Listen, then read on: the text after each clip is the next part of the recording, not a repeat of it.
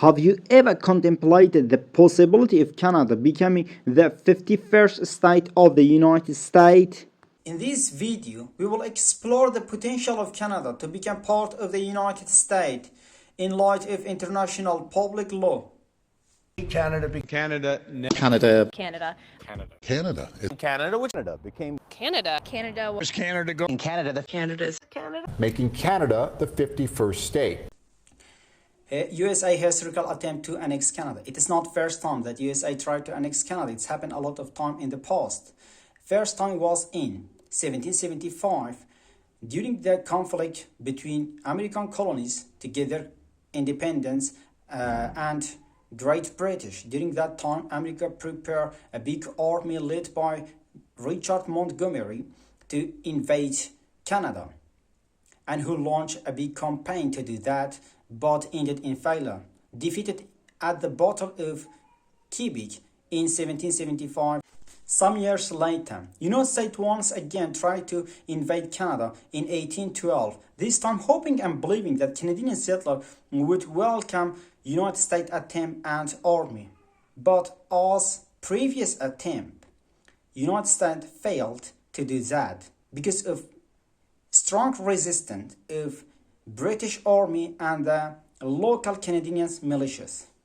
After Canada gradually get their independence from British, especially after getting a Constitutional Act in 1867 and a Statute of Westminster in 1931 that make Canada to exercise their sovereignty over their internal and external affairs and make relation with other states, especially USA, because it's their neighbor. They had a good relation, especially in economic and security matter. This good relation continues until Donald Trump became the president in his second term. After that, the tension between Canada and USA escalated, especially after Donald Trump repeated in many times in his many interviews that he would like to make Canada 51st state of the United States. I'd like to see Canada become our 51st state. We give them protection. The possibility to make Canada part of the United States in light of international law. In international law, we have two scenarios to make Canada part of United States. First one, it is lawful and peaceful. It's by doing referendum, as it mentioned in paragraph 2 of Article 1 in the Charter of the United Nations, as it said, to develop friendly relation among nations based on respect for the principle of equal right and self-determination of peoples. According to this principle, if majority of Canadian people vote for becoming part of United States, so it's possible. And just after that, the two parliament, the Canadian Parliament and the Congress, will approve the resolution of referendum. As some authors said that it's really needed to get recognition from other states, but I think in the case of USA, the new border is not need recognition, because recognition is not essential element of state. Is just need to make a relation with new country or with a new border. In the case of United States, I think as soon as possible, majority of people or almost all of people will recognize it. Maybe just China and Russia will not recognize a new border, so it's not a big deal for United States. And I think that this scenario is really far away from being to happen in the real life, especially after that former president Justin Trudeau, in his speech, he rejected this idea. Around a 51st state are a non-starter. It's and the new president also reject this idea. America is not Canada.